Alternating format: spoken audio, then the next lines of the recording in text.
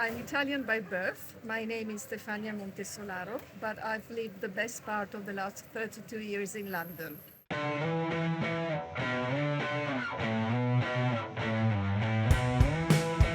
Veramente oltre. E voglio già voglio.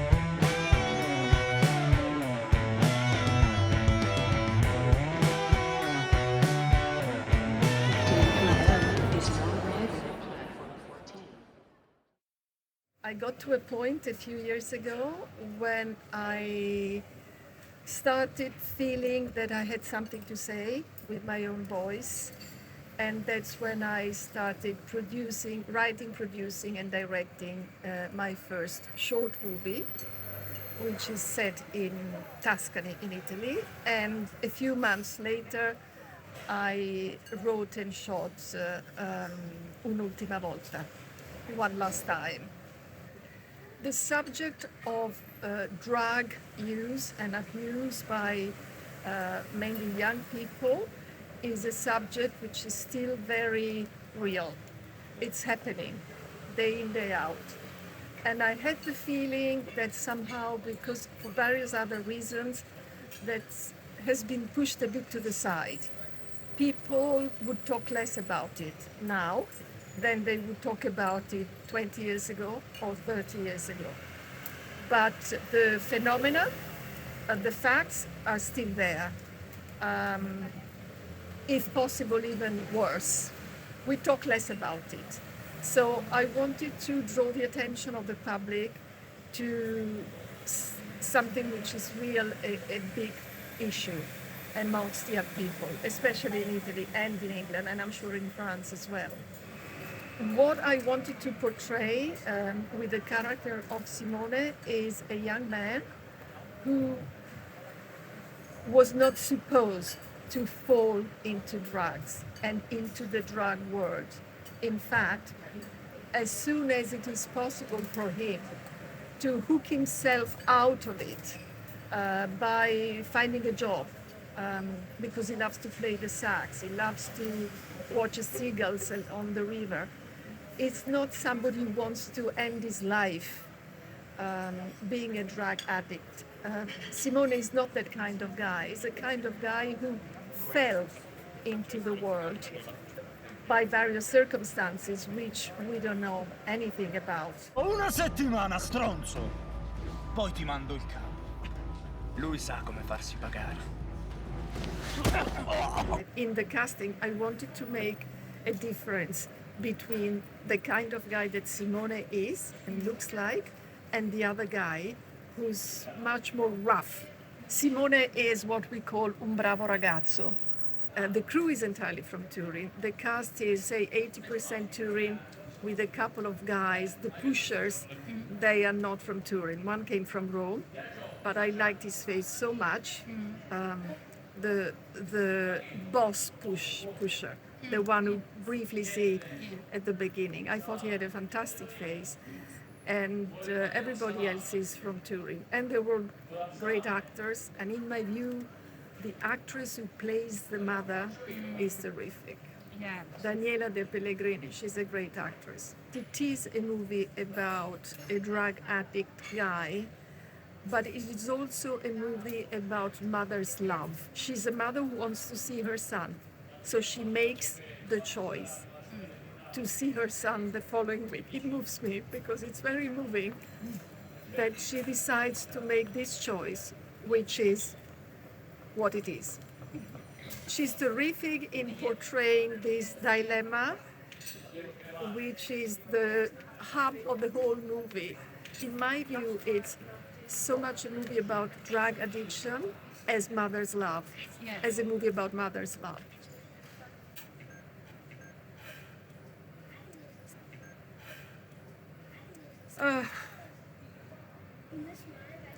To the protagonist, try as hard as you can to get out.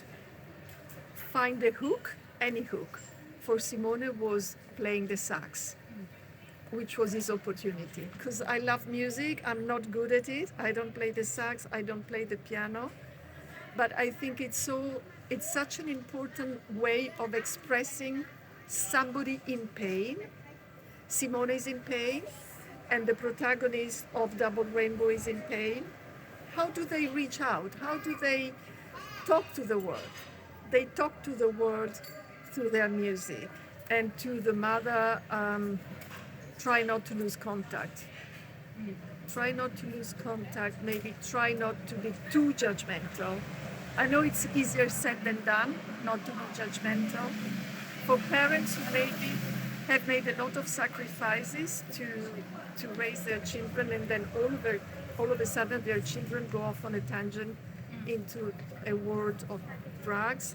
It's not easy to forgive, it's not easy to understand, but the moment they lose contact, they really cut any bridge. Obviously, they want to rescue their sons or daughters, but they don't know what's the best course of action to rescue them. Literally, to fish them out of that terrible world, and they don't know what to do.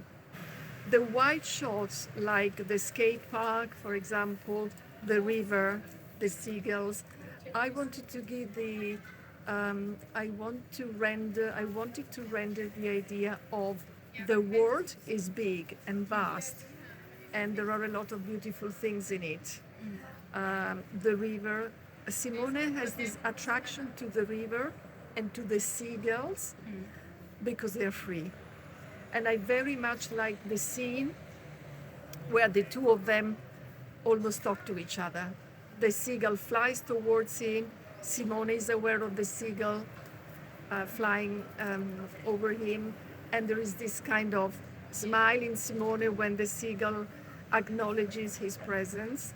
So I wanted to render the contrast between what's beautiful out there and how tiny and miserable and pokey your life can be if your horizons are really blocked.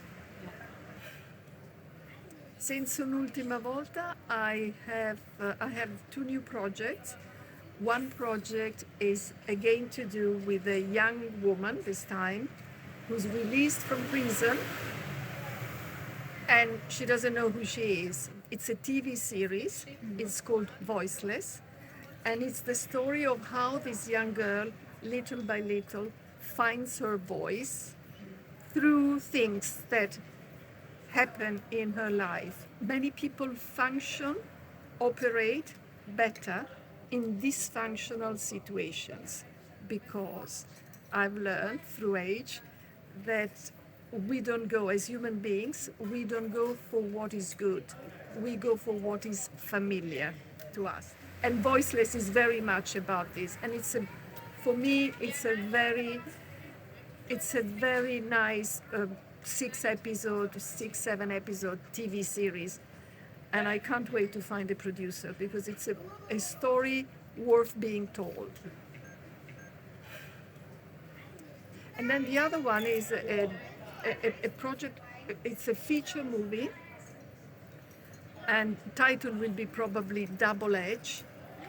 And it's the application of an artificial intelligence device onto a domestic gadget. And the theme is how artificial intelligence, at some point, they make their own decisions. It's a cry for help. And I'm realizing that in all my projects so far, there is always something which is unconventional, which defies the standard way of thinking or the standard way of doing things. Because we are so many in the world. There are so many perspectives. And I think it's important to try and go into the head of someone who doesn't think like you would think or I would think. When I study a character, when I prepare a character, I kind of put myself into his or her feet. What are my motivation? What are my obstacles? Will I make it? Will I not make it? There is a lot of myself, as we said, in my characters, but it all boils down to what does the character need to do, not want to do. I want to do what I've always wanted to do. I could stop you. What does the character need to do? What are the character's unmet needs when he or she was a child? What are those unmet needs that make the character so badly wanting to achieve these now? And this, it's all about needs. It's all about what we couldn't do and we want to do, or our dreams. And sometimes it is important to balance up the desires to achieve something, a goal, with the opportunities, chances that life gives you, because life is not always helping.